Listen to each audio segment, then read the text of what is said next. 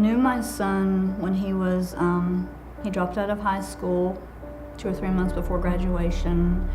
We knew that he was into selling drugs and doing things like that, and we would try to talk to him and his fiance at the time. When I remember the day that they told me they were expecting his daughter, and I remember telling him, if you're still doing what you're doing, you need to stop. It wasn't, a month or two later, he got arrested, and she was actually born in prison.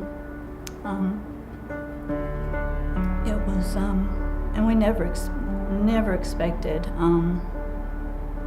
even, when he got arrested and he was in jail, and there was a couple of other charges that came up, and I thought, he would get a year or two, which was bad enough. 8 to 9 years is what we were told.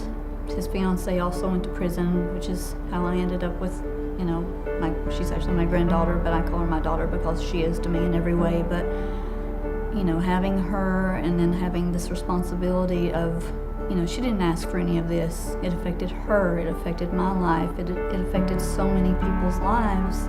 I didn't know how to feel, I didn't know what to experience, and I would have to go visit him in prison, and I would take his daughter to see him, and it was so good to see him, but at the same time, when we would leave, and I would hear that door shut behind us, it was really hard because I knew I could walk out, but he couldn't. And I knew someday he would walk out, but it seemed so far away. He got active in the prison ministry, he got active in the prison church, so that gave me comfort that he was trying to do the right thing. And I think, God got his attention.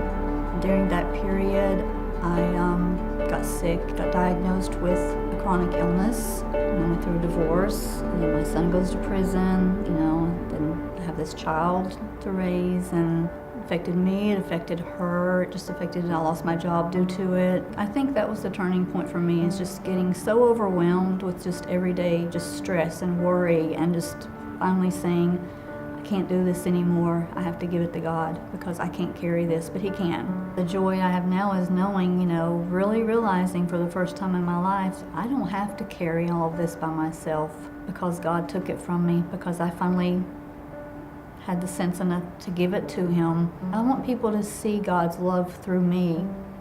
I want them to see His peace through me. I want people to look at me and say, I want that joy. I want that peace.